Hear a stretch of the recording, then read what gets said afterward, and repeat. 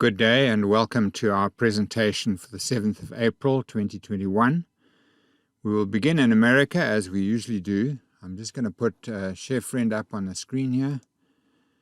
There you can see the S&P 500, which broke to a new record high, as you can see up here, of 4077. So it went above the critical or the psychological barrier of 4,000 for the first time ever. Obviously, if you look at this chart, you can see that COVID-19 caused the market to fall sharply, and we had our V bottom.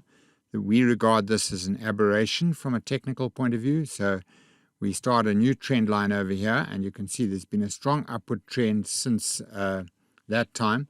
This little period of sideways movement here is associated with the US election.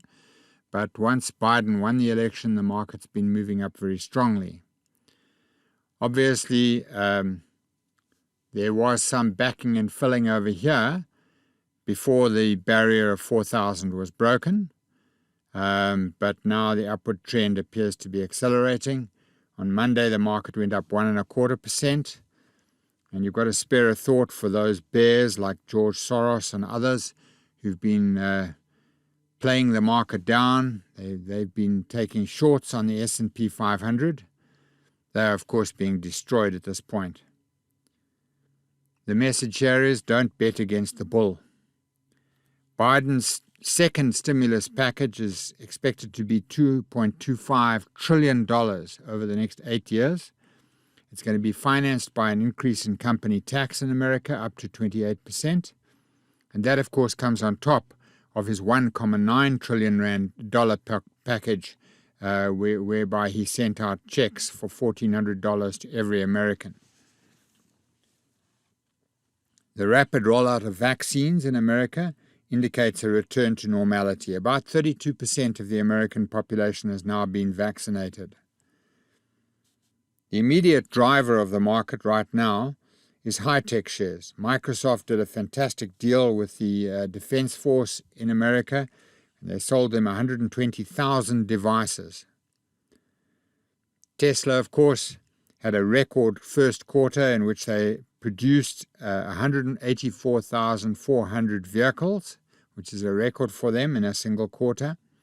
The share jumped 5.3% on that announcement, and it's now sitting at $697 per share. Some analysts are now predicting that Tesla will top $1,000 a share fairly soon. The consensus prediction for the S&P 500 companies in the first quarter is that their profits will go up by 6%. And that is a record. So investment analysts are expecting a surge in profits. The U.S. economy created 916,000 new jobs in March, just in that one March month. And that was against a prediction of 647,000, so it's way above their prediction. Unemployment rate in America has now dropped to 6%. And is obviously moving back towards the full employment situation it had before the pandemic began. Unprecedented stimulus of the American economy, both fiscal and monetary, is the foundation of this great bull market, which has now been in progress for 12 years. Very low inflation has made this possible. Worldwide, inflation rates are very low, especially in first world countries, and that is partly because of low energy prices. If we look at the Brent price, the price of North Sea Brent oil, which is a good benchmark for energy prices. I'm just going to put a bit more data on the screen here. You can see, in fact, I'm going to put even more on. You can see that it reached a peak over here at $126 a barrel in March of 2012. Since then, it's been in a downward trend, reaching a low of $18, just $18 a barrel. Over here in April 2020. And since then, it moved up fairly strongly as the world economy started to recover. There was a period of uncertainty during the run-up to the US election. Then the Biden win, and now we're in a strong new rising trend. There has been some resistance here at $70 a barrel, which is to be expected. Of course, rising oil prices means that the shale oil in America becomes practical and viable again. So that tends to put a bit of a lid on the oil price. The pandemic, of course, did have an impact on the oil price, but it was short term, so it was a V bottom. It's bounced back quite strongly since then. Okay, so now this great bull market, that's the oil price. I'm just going to put that down for a moment and go back to the S&P 500. And this is the great bull market that's been going on for 12 years.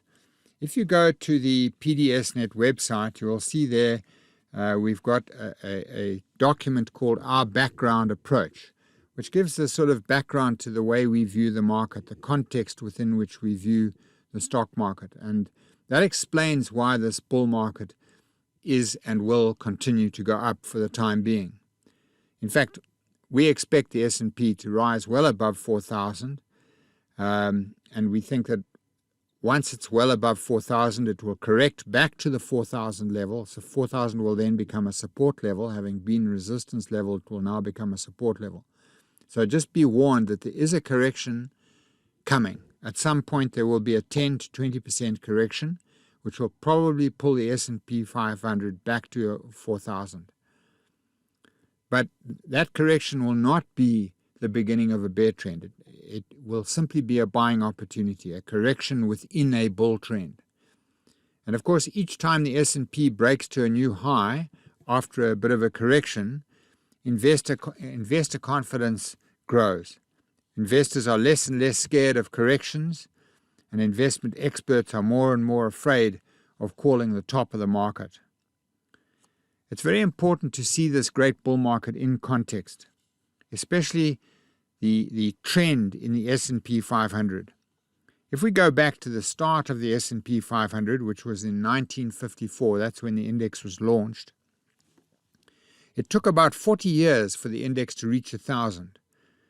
From 1954 until July of 1998, that's when it reached 1,000.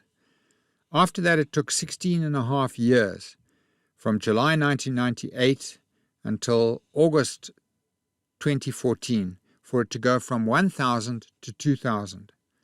Then it took 5 years to go from 2,000 to 3,000, which it reached in July 2019.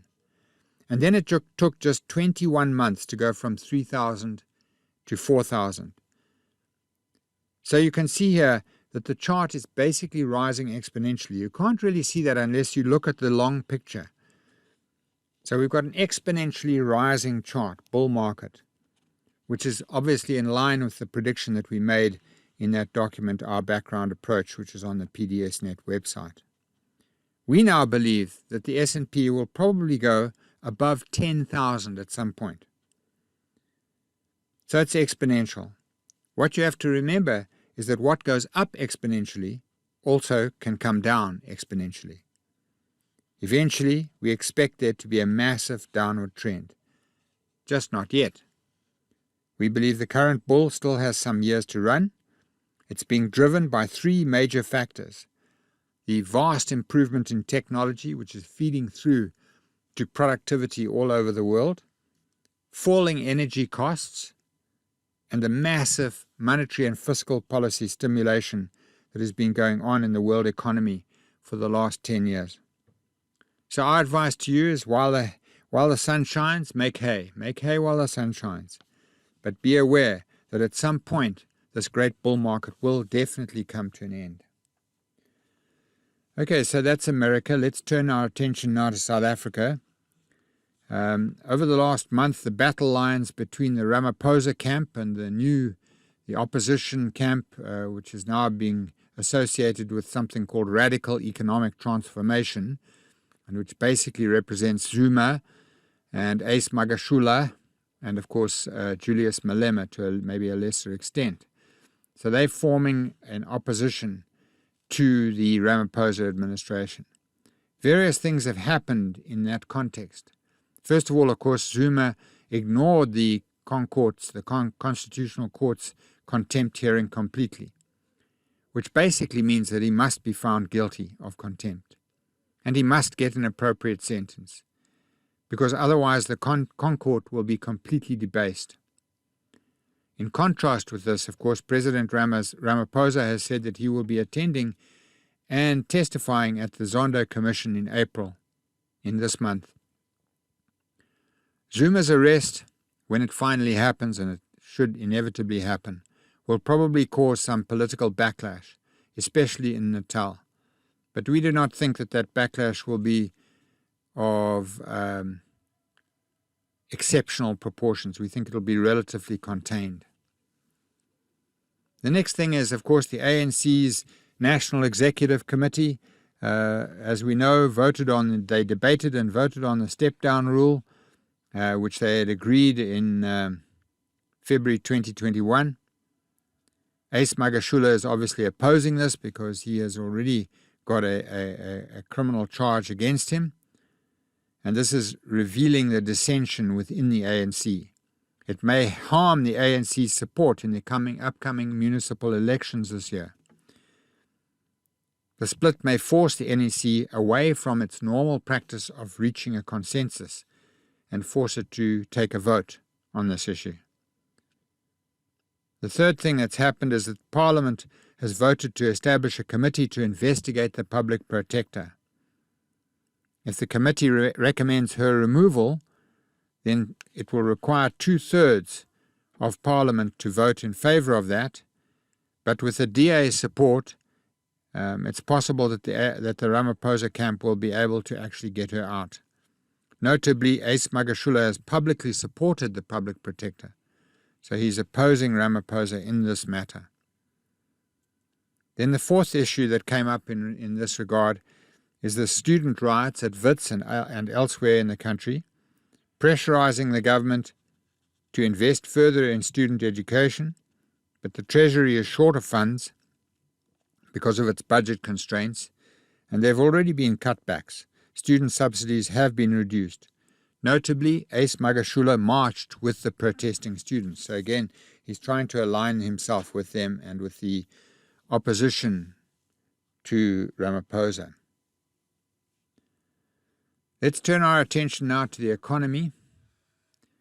Obviously, the thing that we're all watching out for and afraid of is a third wave coming after Easter, which might dominate the winter months in South Africa. Super spreader events at Easter are a concern, as is travel between the provinces. The vaccination program in this country has progressed much more slowly than expected. The goal of vaccinating 40 million people by the end of this year seems completely unattainable now. The third wave is expected to result in 25% more hospital admissions than the second. And there's a new variant out there, 501Y.V2, which may prove to be a problem and may prove to be the source of that third wave. Alcohol, of course, was banned over the Easter weekend, but only over the Easter weekend. We have, of course, seen the number of cases in South Africa drop from the peak of the second wave, when there were about 18,500 in January this year, down to about 1,200 per day. But so far, only 350,000 health workers have been vaccinated. So there is still a great danger that this third wave will become a major factor in the economy and cause further lockdowns. The Consumer Price Index ticked up by 2.9% in February 2021. That is considerably below January's 3.2%, and below, of course, the midpoint of the target range, the Reserve Bank's target range. It's also below the average prediction of economists, which was 3.1%. But despite that, there should be no drop in interest rates. There will be no drop in interest rates. The drop in the CPI was caused by lower than expected increases in medical insurance costs. The oil price, though, has been rising this year, and that move has been mitigated to some extent by a stronger rand. But the 15.63% jump in electricity prices from the 1st of April will push inflation up towards the end of the year. However, as we said, interest rates can be expected to remain unchanged for the rest of this year, and we are expecting the CPI, the Consumer Price Index, to average about 4.3% for the whole year. Old Mutual and Goldman Sachs now predict that the South African economy will grow at about 5% during 2021. This is much stronger than most economists are predicting, stronger than the Reserve Bank's prediction of roughly 3.5%. They are basing this prediction on stronger world growth. They're saying that the growth in the world economy is substantially more than we expected, and that will result in a raw materials boom. That boom will continue, and South Africa will benefit from foreign direct investment. Also because of the high returns, real returns that are attainable on our government bonds at the moment. Of course, the 6.3% growth in the fourth quarter of last year meant that the growth for the whole year was minus 7%, which was also better than expected. Tax collections were also much better than expected as a result of the commodity boom price. So we collected about 100 billion rand more than we budgeted for. Good collections should continue as a result of the commodity boom. So this is resulting in a lower debt to GDP ratio than was predicted in the budget. At the same time, private credit extension came in well below expectations in February. It came in at just 2.6%. This shows that South Africans are hoarding cash and paying off debt. There is still a lot of uncertainty over the third wave of COVID and any future lockdown, so people are not spending money. They're hanging on to their cash, paying off their debt, reducing their expenses. Much, of course, now depends on the progress of the vaccinations in this country.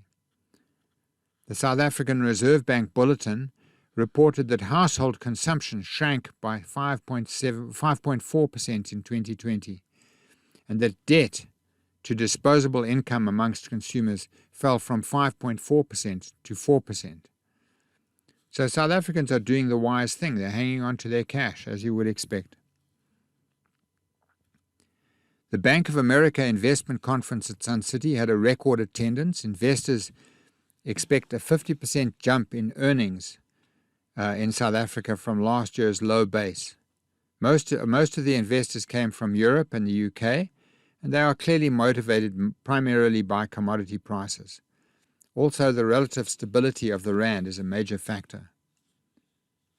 Of course, the old bugbear of expropriation of land without compensation is still out there, and it's becoming a negative for foreign direct investment.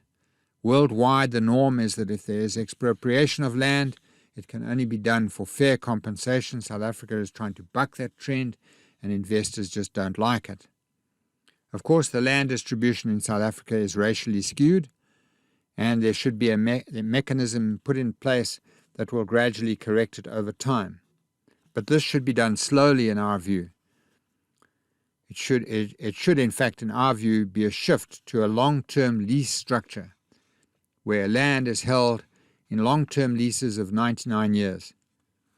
And that process of shifting from land ownership to 99-year leases should be done very gradually so as not to scare off investors. The Vulindlela project, and Vulindlela means open the road in Zulu, was established by Tito Mboweni some years ago.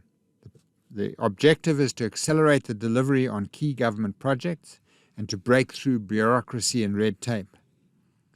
That project has been successful in making it much easier for companies to generate their own electricity. It's also done a lot to free up the broadband and ease restrictions on tourism and immigration of skilled people into South Africa. All of those are good things, and Mr. Mboweni should be commended for what he is doing there. Okay, let's take a look at the rand. If I can get my computer to work, that is. Right, so let's go down to the rand now. The rand-dollar exchange rate. What we have seen, I'm just going to put more data on the screen here. That's the last 5 years. What we have seen is that over the last year, about the last year, since April last year, this rand has been in a strengthening trend. You can see that quite clearly. We expect that trend to continue. Of course, it will be volatile, and it's obviously always subject to the international risk-on, risk-off attitude of international investors. But it remains the most heavily traded of the emerging market currencies, and it is a favorite of international currency speculators. We expect the rand will benefit from the improved growth prospects in America and the rising S&P 500. In fact, if you watch the S&P 500 and the rand, you'll see that when the S&P goes up strongly, as it has been over the last few days, the rand tends to strengthen. There is, of course, strong support for the rand here at 1530. There's also some resistance at around 1450 or 1440 to the US dollar. We believe, however, that the rand will come down and test this level over here fairly soon. That level is at about 14 rand to the US dollar. So we think 14 rand will be tested fairly soon, and that the strengthening trend in the rand will continue. All right, let's look at Escom now briefly. The Deputy President, Mabuza, said that Escom is overstaffed. That is an amazing statement to come from him. It's producing far less electricity than it did less electricity than it did in 2008, but it has double the number of staff. It actually has 46,000 employees, and they cost the company about 32 billion rand per annum. And that is far in excess of utilities in other comparable countries, electricity utilities in other countries. So there's no doubt that the Eskom labor force has become bloated and overpaid. Everybody agrees with that, but it's of course very difficult to get that staff number down. About 10% of South Africa's power now comes from renewable sources, about 83% from coal and 5% from nuclear. Coal-fired power stations are failing more and more, which is resulting in load shedding. Also, the demand for Eskom power is falling at a rate of about 1% per annum, obviously because they are becoming increasingly expensive and less reliable. The 15.63% increase from the 1st of April will accelerate the move away from Eskom. Rising Eskom prices have virtually stopped new mining projects in South Africa. Prices of electricity in this country have risen by 700% in the last 12 years. Of course, Andries de Ruyter, the new CEO, says that planned maintenance will be prioritized over supply. What he's really saying is that he is going to continue with the planned maintenance program, even if it means we have to have load shedding. Of course, he's right, because in the long term, planned maintenance will overcome load shedding completely. He says as well that the risk of load shedding will be much reduced after September this year. We will wait and see. Coal stocks at least are up to 52%, and that removes one major risk factor. De Ruyter has undoubtedly been working hard to get Eskom onto a business-like footing. But to us, Eskom looks like a dying operation. All right, let's look at some companies. I want to begin with Hammerson. We wrote an article about Hammerson just the other day. What I want to draw your attention to here is Hammerson, of course, is a real estate investment trust. It owns shopping centres in the United Kingdom. It's obviously taken a hell of a belting during Brexit and then subsequently as a result of COVID-19. But there was a very strong on-balance volume buy signal over here. You can see it quite clearly. This rise in the OBV indicates increasing volumes of shares being bought, especially by the smart money. So the OBV buy signal indicates that Hammerson will probably go up. There is, of course, the possibility of a takeover, maybe by Resilient. Resilient, of course, is another South African listed real estate investment trust. The CEO of Resilient is a guy called Des de Beer. Now, he's also a director of Lighthouse, and Lighthouse owns about 15% of Hammerson. So there is a possibility that there's a takeover bid in the offing, and that Hammerson will be in demand quite soon. So we're just drawing your attention to that. Next share I want to look at is Afrimat. Afrimat, of course, used to be a provider of composite materials for the construction industry. I'm just going to put a bit more data on the screen here, I think. Okay. Let's take all these things off.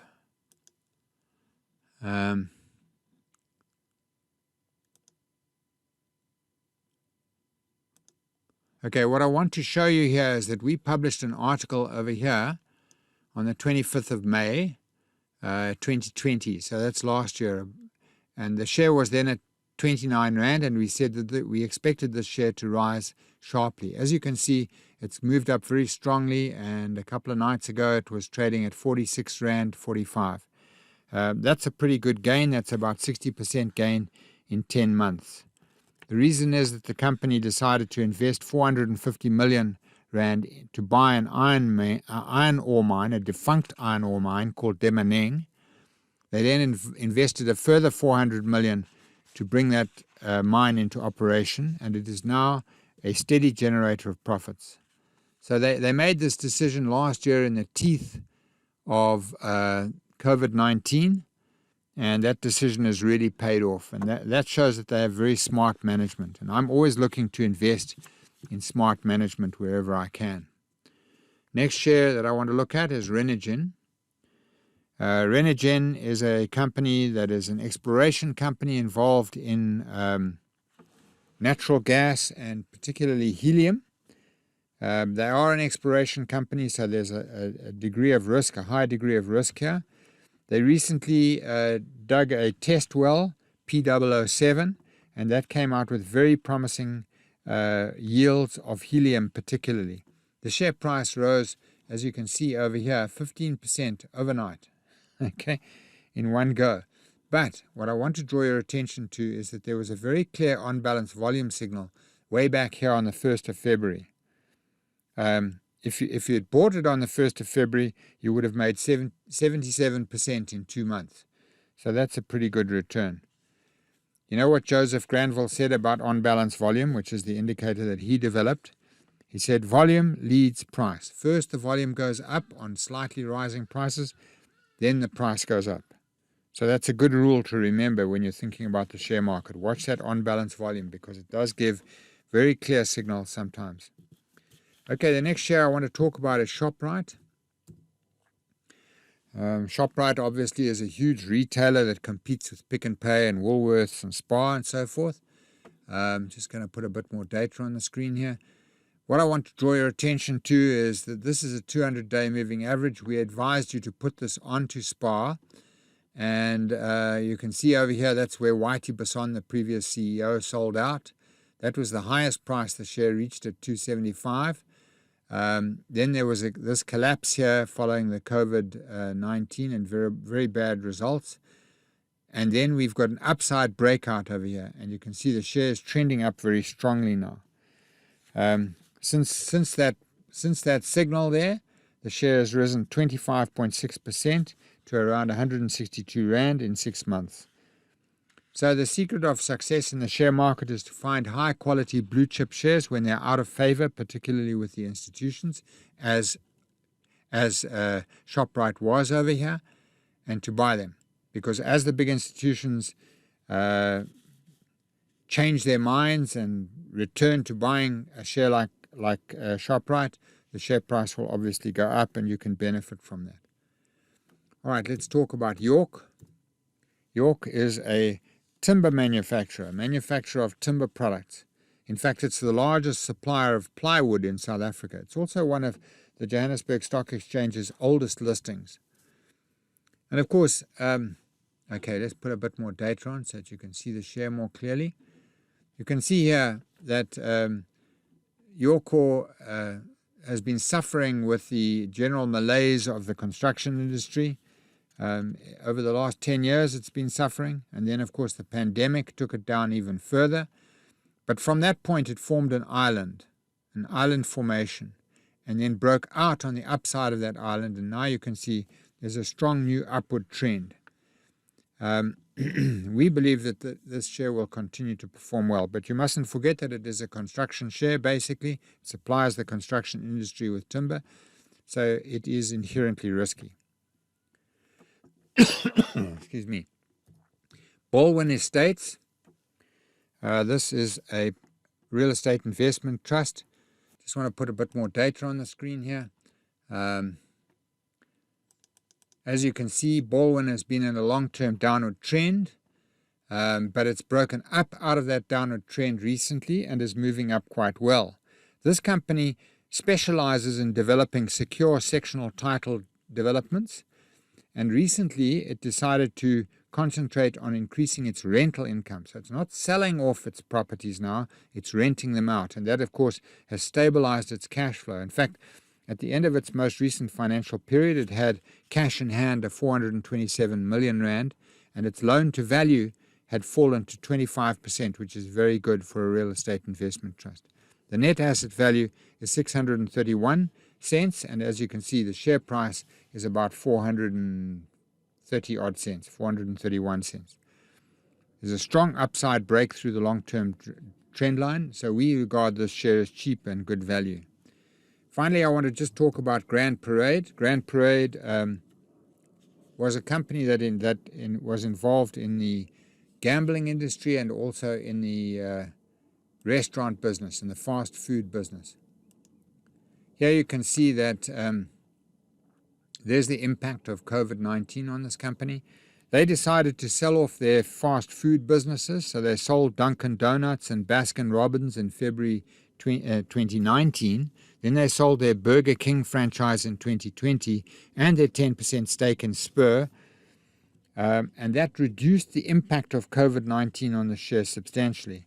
What is interesting about this share, it's trading now for 275 cents, but it has a net asset value of 403 cents. A venture capital company called Venture Capital Partners has built up its stake in this business to 20% and may be angling to take it over completely. The share price has broken strongly up through its downward trend line, as you can see from here. Ladies and gentlemen, that is what I have to tell you today, and I hope that you found something of value there. And please be aware that we will do another one of these presentations on the first Wednesday of May month, so mark that down in your diary. Otherwise, I wish you the best of luck with your investments. Thank you for listening.